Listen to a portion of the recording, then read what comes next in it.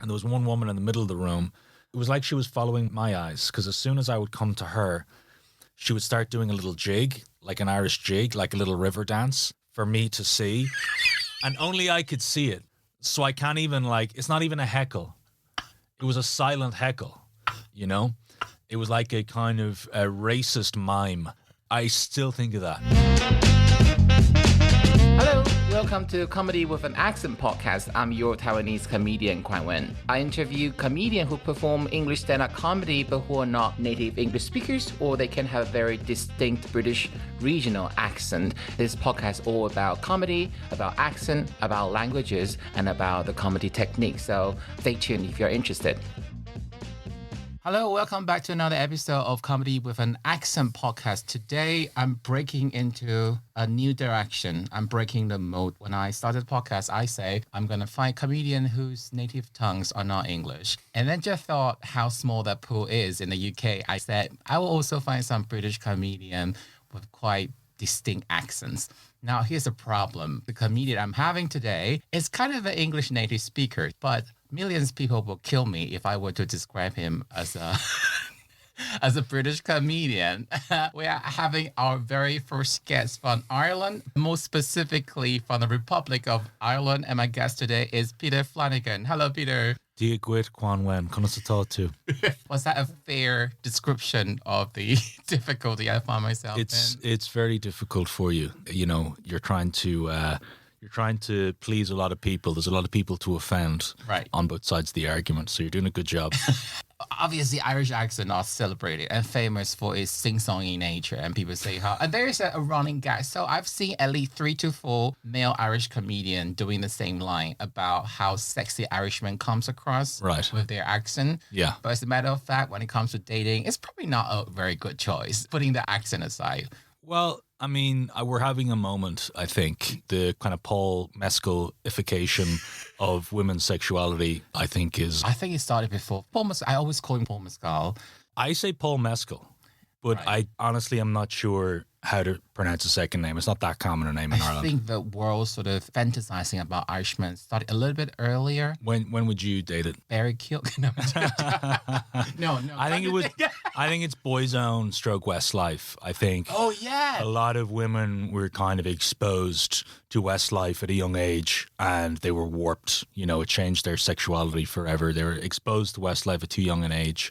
Is Boyzone fully Irish? Boyzone are fully Irish. All 5 of them? Yeah, you could measure their skulls. It's Irish.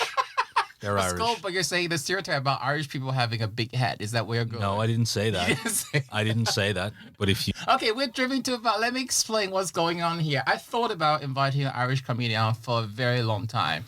However, Irish comedians in the UK are slightly different from the different guests I've had so far. For the other country, you had 1 or 2 at best. Irish comedy in the UK is a genre. I don't know whether that description is fair. I don't want to say, but there's so many of you. So, which is also good because it represents the diversity of Irish comedians. Not all of them are alike. So I feel when I choose my guests, I need to make a point. As in, why out of all this, tons of Irish guests in the UK, I select a specific guest to come and talk about the relationship between comedy and accents in particular. And I invited Peter today because I don't think it's a secret identity. Outside comedy, Peter is a writer for Irish Times. On occasion. Occasion. Actually, one of the writers, because when I Google Peter Flanagan Irish Time, one job title came out and it's assistant business editor. And I thought Peter studied philosophy and politics. I don't know, he had a thing into business. Turns out it was That's a different Peter Flanagan. Yeah, a much thicker chin, but that's not fat shaming describing today. So Peter has very specific, I think you have a talent way with words and you put into use in slightly different way when you do your comedy and when you do writing. Sure. And now how you manage your social media. But putting that all aside, I'm going to come to my usual question for all my guests. That is, Peter, do you think you have an accent when you speak English? I do. You do? For sure. Is it a strong accent or a mild accent? Depends who you ask. So I think a lot of people who know me would say I have a strong Irish accent, but then I speak to other people who are kind of upset by my accent. They think it's not Irish enough.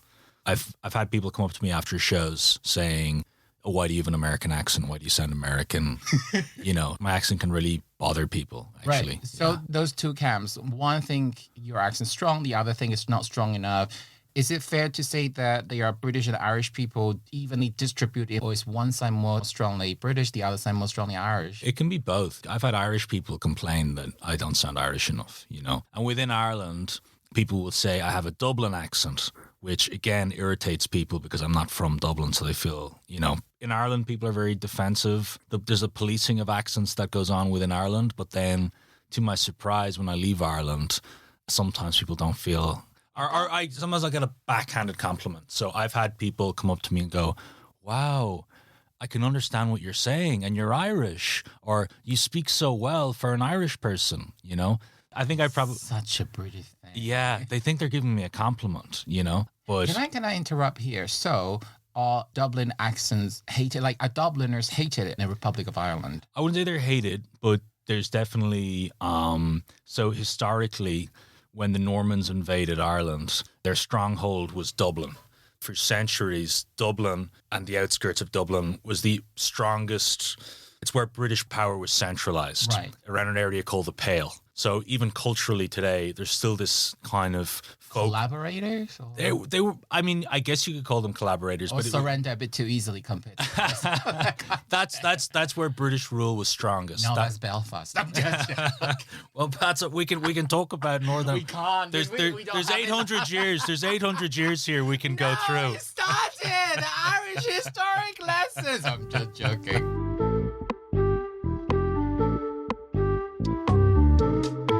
Long story short, Dublin is considered the most British part of the Republic of Ireland, at least. Like Edinburgh in Scotland. Sure.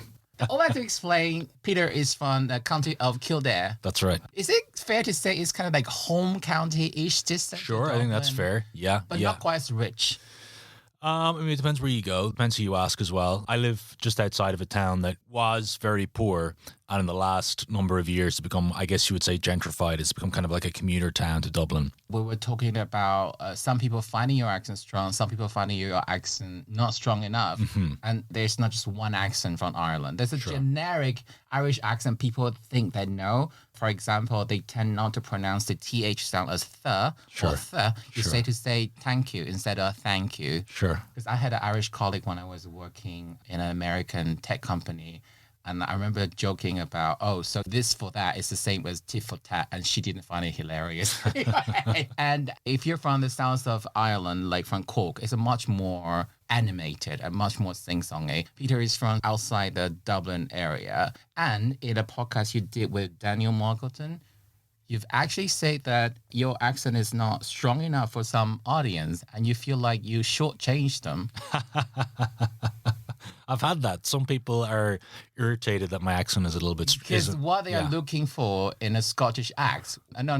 So what they're looking for in Irish act, when they know the act's from Ireland, they're looking for a live mascot of what they call a paddy, like an Irish paddy. And they want They'd be thrilled. Entertain them in a very specific way. Some audience members, not everybody, but some audience members' ideal comedy night will be like a guy with a guitar, a magician, and then to close things out, maybe an Irishman with a pig under his arm, a thistle in his mouth. Maybe he's got a stick of dynamite in his hand, doing a little dance. For some people, that would be like a great night out. Has anyone ever done river dance as part of the routine on stage? No, I've been heckled with river dance, though. Oh my God. Yeah, I did a show. But what can we say? You guys presented one of the best Eurovision. Thank you. That means a lot. That means a lot. I regretted saying that because some of the audience may be too young to even know the reference I was making. You say that some audience find your accent not strong enough. What kind of hackles do you get from that? Do people request you do certain lines? Do people request you do certain things? I have had heckles, like saying you sound American or whatever. But the strangest one that I remember is doing a gig down in Bournemouth. And it was a really drunk, staggy crowd. It was in a nightclub. I was on last, so people are very drunk now. I've got to do 20 minutes. You know how it is. And I'm just trying to hammer them with punchlines. A little bit of crowd interaction if I have to, just to put somebody down. You know, you're just trying to, you don't want to give them any space to It's like when the California wildfire season is about to start, you cannot allow any single one of them. You've got to keep those embers patted down, right? So whack them all. I'm doing whack-a-mole. I'm just hammering them with my punchlines. And I'm not giving them space to come at me. and I'm scanning the room. Felt like I was machine gunning them, So I'm looking around the audience, and there was one woman in the middle of the room. It was like she was following my eyes, because as soon as I would come to her, she would start doing a little jig, like an Irish jig, like a little river dance for me to see. And only I could see it. So I can't even it's not even a heckle. It was a silent heckle, It was like a kind of a racist mime. I still think of that. When I think of all the heckles I've had, that was probably the most brutally effective because I couldn't even address it really, It was, good for her. I wonder whether she thought she was being harmless or it was... She certainly did. So people can't really accuse others of inventing the word Karen, right? There's no better description of this woman other than Karen. So Karen was doing a leprechaun-y... Yeah. There's something terrifying about a late middle-aged British woman who has maybe had her kids. She works in middle management, possibly in a call center or a HR department, or maybe some sort of logistics company in a regional British town, who has a few gin and tonics once a month and decides to go to a comedy club or a disco. If you get in her way, she will destroy you. I think Karen is not strong enough. So Sheila... It was a Sheila. She was more of a Sheila. Karen would have complained about my act. Yes. Sheila is like, I'm going to complain directly to you right now. Yeah. I'm going to disrupt this performance. At the same time, these people are the bread and butter of why the local comedy clubs can exist. She got into your skin on that occasion. Would you say that? I don't like it. I'm talking about it years later. So obviously she's inside of me right now. There's part of Sheila that is like one of Voldemort's Horcruxes. I'll never forget her face. Just the kind of, this little jig she was doing. I feel people incredible. In their 20s or 30s may have to be reminded that, okay, these days, no one really makes a distinction between Irish, white, or actually years ago, the British survey. What's the word? It's like questionnaire. White other, white Irish. Yeah, they used to be like white British, white other. It's still there. Irish. It's still there. It depends on the form, but I've seen it. The racism today based on the Julos color chart, Irish were the primary group suffering from discrimination. So there will be places like a pub putting on a notice say no Irish. Some even worse, like no dogs and Irish. No blacks, no dogs, no Irish. Yeah, so before non-white minorities like us receive this today, Irish were the practice run. Yeah. And some of those mentality would have stayed with people of a certain generation above. And deep down, they still kind of look down on Irish people to an extent. It's there. I think most people I meet in this country have like a positive disposition towards Irish people. Yeah, because they won the passport. There's an element of that too.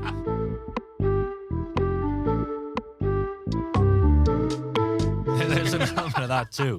And also, there was such mass immigration here in the 50s and 60s and 70s in particular that there's a huge amount of British people that have like an Irish granny or some cultural link now, But people generally are very positive, but with some people, there can be a latent hibernophobia, let's say. So if I'm being lazy, I just ask you very generically, what do you feel as an Irish comedian? Okay, so first, you did the most typical Irish thing. You left Ireland. That's the most Irish thing you could have done. Sure. Now, as an Irish comedian based in the UK, what does it feel like to you? Being an Irish comic in the UK. How would you word it? How would you describe it? I feel very fortunate. It's a great comedy scene here. I think London is whatever career you want to pursue. This is a great city to do it. So I don't know if we're going to come into a slightly more political discussion. I don't know whether I can be truly objective looking at this scenario where an Irish comedian is kind of ironically based in the UK. And I have a joke about this. And the joke goes like this. People suggest I should do comedy in Mandarin instead. There's a massive market in China and it'll be a shame if I don't exploit it. I then say, well, I just love my own country too much. So I refuse to act like a cow for my enemy as the customers, because I'm not some Irish comedian that comes to the UK all the time. And I think it's funny, but it's slightly vicious. But I noticed whenever I tell this joke, every single Irish comedian laughed at it rather than feel offended. Sure. So first, it's a sign of like Irish people do have that strong sense of humor. You love the crack, right? Sure. Secondly, it sounds funny, but it's not quite a direct comparison because if I were to perform in China in Mandarin, there are certain things I definitely cannot say, and I cannot poke them the same way Irish act poke at British people for the historical atrocity, for their ignorance when it comes to history, geography. British people still have a certain extent ability to laugh at themselves. They are very self-deprecating, and the same thing cannot be said about Chinese people. But that sort of paradox, do you find it so interesting to explore, or does it frustrate you sometimes? I mean, I'm not anti-British at all. So for me, there's no contradiction in living and performing here. I do think there are some British people who maybe don't like my stand-up or my viewpoints. So I think sometimes if I say something that a cricket club in Kent. That's a cricket club in Kent. If I ever want to like get across, if I just want to build a scene in like one sentence, a cricket club in Kent, people know exactly where I'm at. They know exactly who's in the audience. They know exactly what I'm dealing with. And it's just like shorthand for I'm performing to a bunch of assholes. Yeah. That's the setup to the joke. Cricket club in Kent, it's shorthand for assholes. This is my panic room tonight. Okay, so you say you don't feel the... I don't. No, I don't. I don't see any contradiction. I wouldn't want to like return to Ireland just to prove a point and some weird kind of nationalistic point. I'm only going to stay on the soil of my forefathers and never move. I don't agree with that. And that's why I say beneath the joke surface, it's not quite an accurate comparison, because the British audience wouldn't demand, say you are British, otherwise I would not allow you to perform. So that's not the same. I kind of have to introduce myself as Taiwanese, and there will be Chinese audience that say that, so do you admit you're part of China then? They will request that sort of compliance. So it's not really a like. No, it isn't. I guess, I mean, I'm sure there's literally millions of Chinese people who maybe don't feel. Yeah. I mean, you tell me, but I imagine there's probably a lot of Chinese people who just aren't political in that way and would be happy to hear the perspective of a Taiwanese person, but nevertheless they live in a controlled economy without freedom of speech. So it's a lot easier for me to come to a liberal democracy and speak my mind and tell jokes and write articles.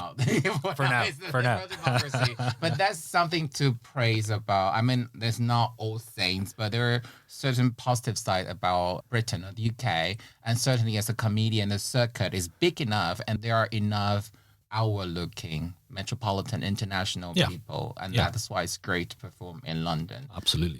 You mentioned on the same podcast when you say that you shortchange the audience, you didn't meet the expectation of what an Irish act should be. I think you quoted a much stronger Irish accent would be that of Dara O'Brien, for example.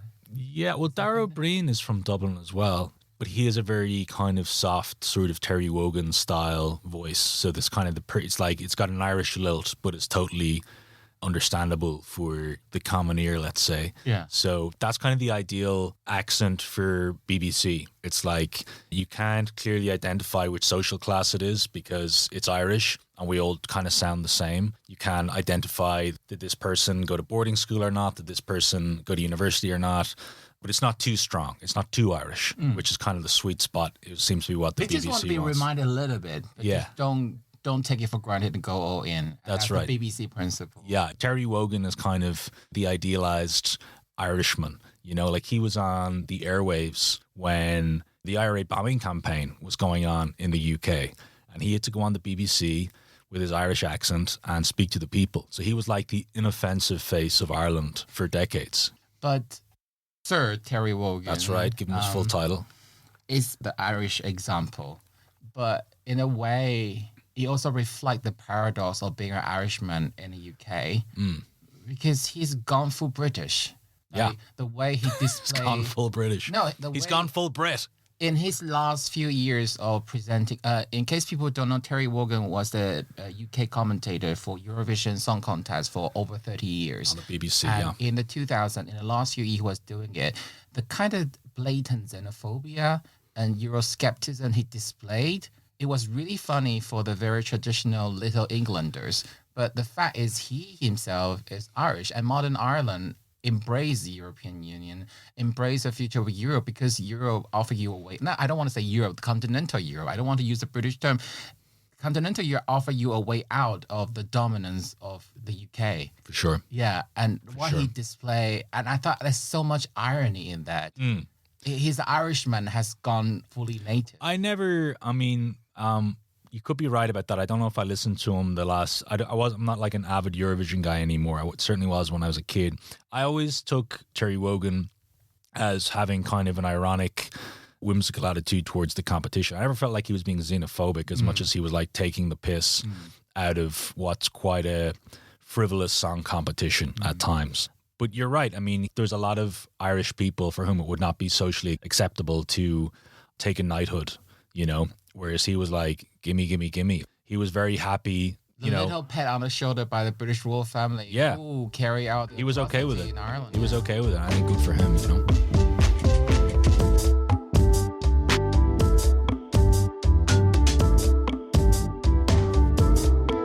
I find your writing, I really loved it.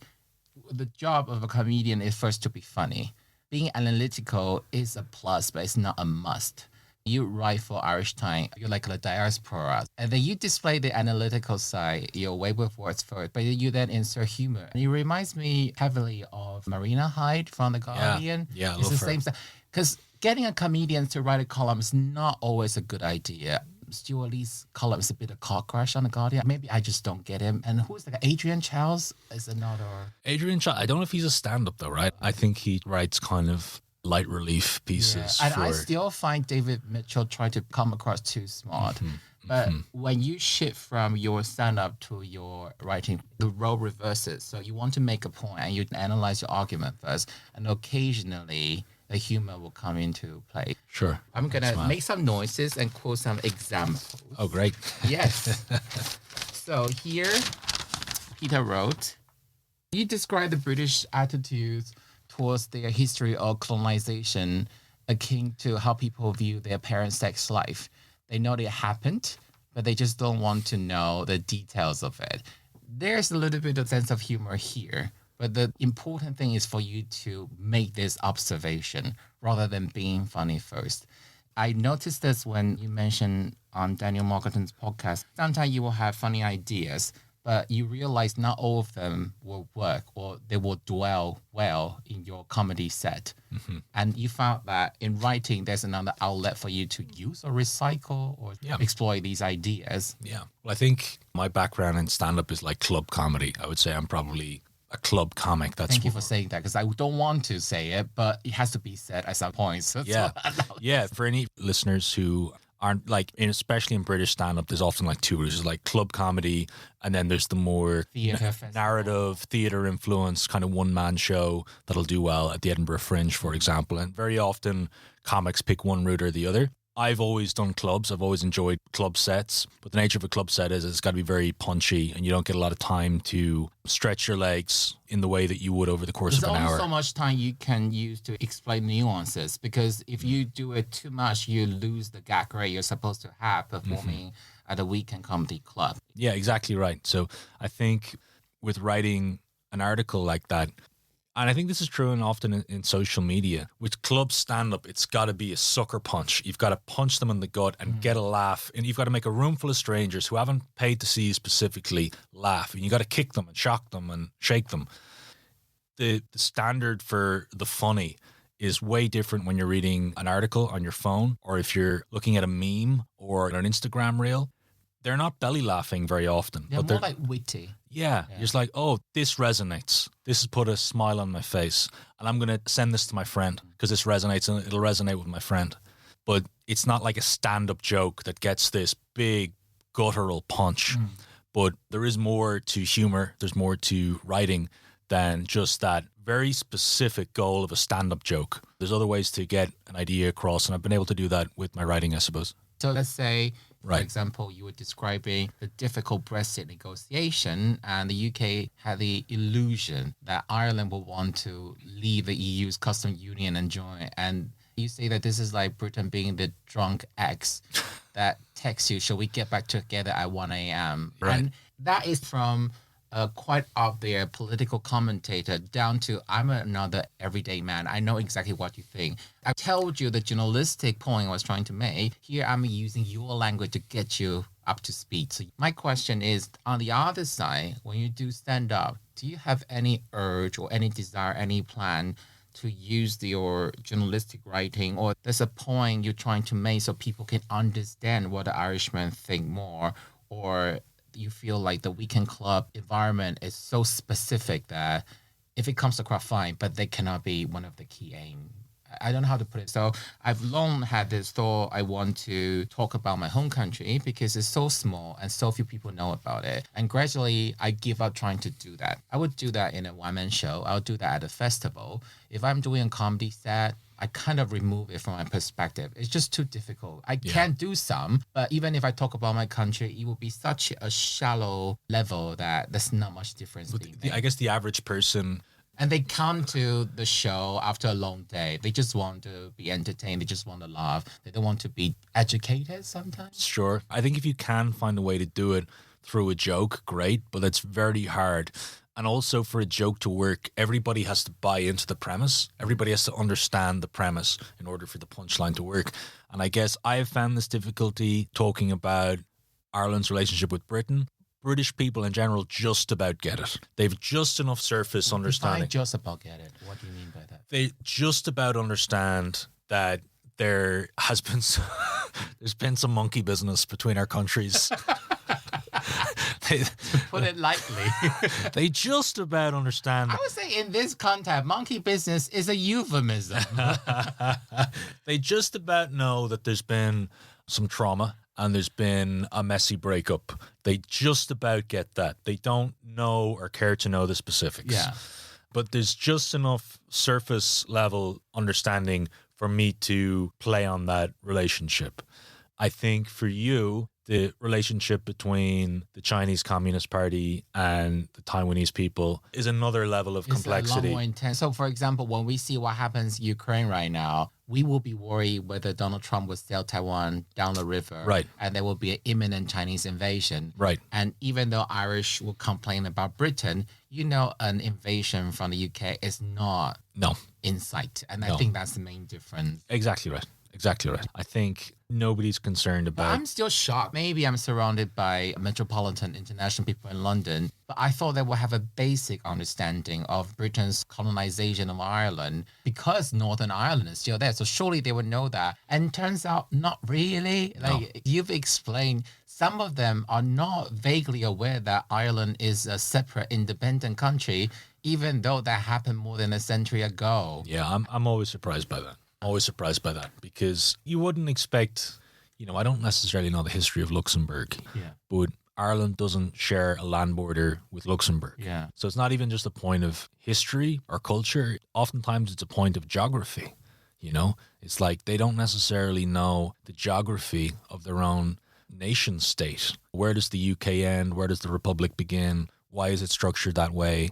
People really haven't a clue. Yeah, because as you describe, what they learn about history is Henry VIII, Winston Churchill. They won the Second World War. They would talk about the war between the white and red roses. Yeah. They would spend ages on the kings and queens. But anything slightly murky about the last century, they don't talk about it much. So from your perspective, it'd be funny because you came here because it's a bigger city, it's a bigger thing. There are more economic activity going on. Mm-hmm. Then you're presented with the sort of geographical, historic ignorance of audience here, then face a choice. Do I just work with it and somehow, or do I find a way to tell them a bit more? And for me personally, if I were to put myself in your shoes, I would find it difficult because if you completely ignore it, it might still get you on a wrong day. Right? Yeah, right. It's like, how could you guys be so ignorant about your own past? You did this. The point I'm trying to make is there are things they don't know well enough. So their attitude, their feedback, does that still bother you? No, not anymore. I think when I first moved here, I was surprised. But now, the education system is what it is. The culture is what it is. And then you see people like Nigel Farage saying that the curriculum teaches them too much about colonialism and it's too negative on the British Empire. So, and I also accept that Like I remember school, you can only teach kids so much. You can't overload them either. But it does surprise me that they voted for Brexit to take back control of their own borders. And then there was like this multi-year process where they had to figure out what to do with the Northern Irish border. Or as you say, they would take back control of the border first and work out where the border actually is laid. Exactly. So there's a slight, maybe contempt is the wrong word. Republic of Ireland, there's an indifference. It's a small state on the periphery of their island. And they're really not too troubled about what we do or don't do. I guess what really bothers me and what I'm trying to ask you is, I don't think just because you're Irish. I think it's also because of what you learned. You know more facts to a degree compared to the everyday Joe. But then in comedy, your primary task is to make people laugh. So that means that you have to work with the knowledge level of the general public.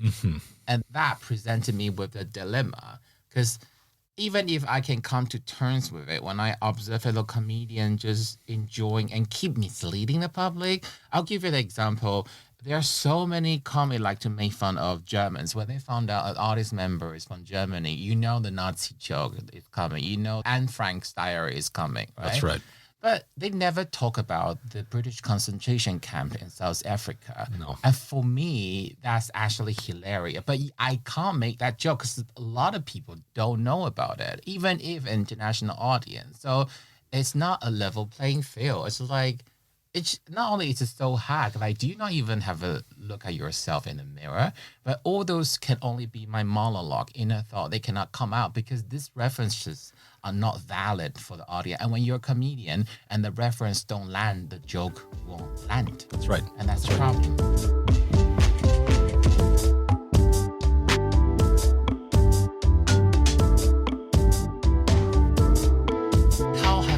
Evolve over the years on this relationship between the British audience? I think when I first moved over here, you're still learning how to do stand-up, really. I am still learning now today, but at the time I was definitely a lot fresher, and I was doing my set.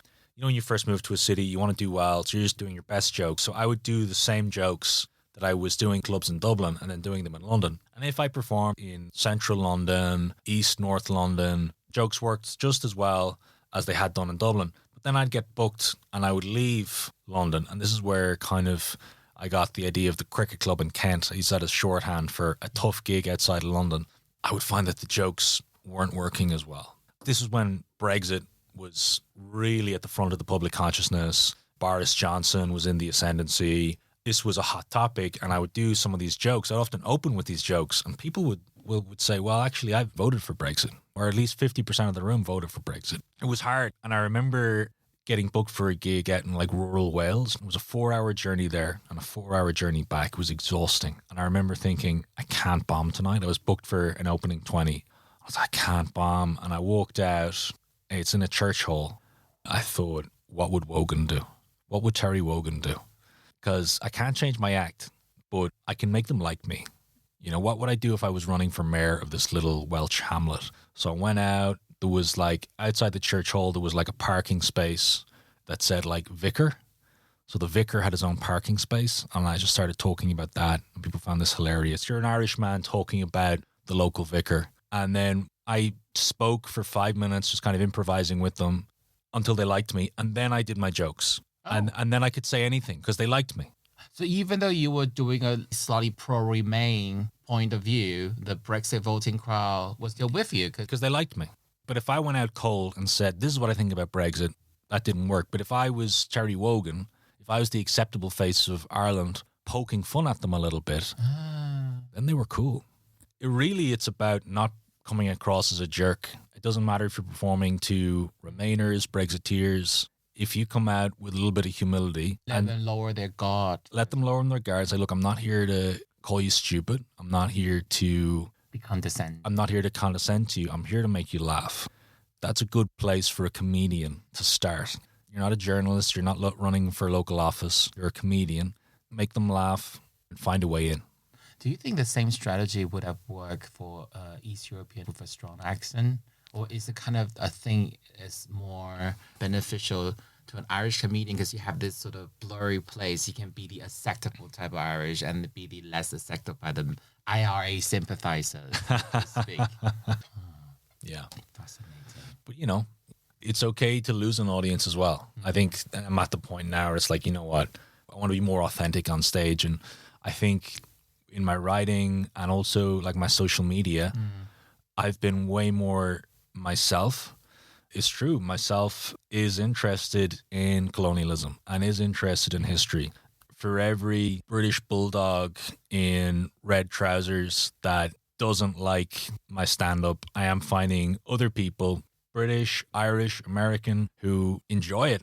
Sometimes the hardest thing is to be yourself because we put up so many walls. We're oftentimes doing an impression of what we think a comedian should be, whereas the person who was funny in the pub with their friends, who thought maybe I could do stand-up, that's actually the funniest person. This is the amazing moment when your guest did the segue that you were supposed to do. So now that you mentioned social media, okay, I'm going to say that, right? I would describe your stance on social media as constantly poking the bear. That's a quite... You are laughing because you know what I'm saying has an element of truth in it. Sure. You adopt a very different stance on social media compared to what you do at a live gig. Is it because social media allows you, at a gig, you have to win over the majority of people on site? On social media, you need to find your audience. You don't have to win over everyone. Sure. Do you think that has affected how will you pitch your live comedy set and your social media content? Great question. I think it's true that if in my club set, you play the room that's in front of you. Yes. I would like to think that I'm still being myself. My attitude with stand-up is you should do the jokes that you and the audience can agree on, right? Yeah. So if I do jokes that only I think are funny, that's going to have a pretty lame outcome for both me and the audience. But if I do jokes that the audience like, but that I don't like, now I'm a hack. Now I might as well be doing card tricks. But if I do jokes that I think are funny and the audience agree are funny, that's what you want to do. Yeah, you That's find a what- compromise, the balance. A balance more so than a compromise, because I don't feel like I'm compromising with, if you come and see me tonight at the Comedy Carnival in Leicester Square, I'm not going to tell one joke that I don't think is funny. I'm confident there's going to be people from the home counties. There's going to be people from the north of England in London for the weekend. There's going to be people from Belgium. There's going to be day trippers from right across Europe and beyond. I'm going to do a set that they're going to enjoy. I'm not going to compromise. I'm still going to be Peter Flanagan. I'm going to give them the hits, you know? Whereas with social media, what's interesting, the first two clips that really did well for me were both jokes that weren't really working on stage.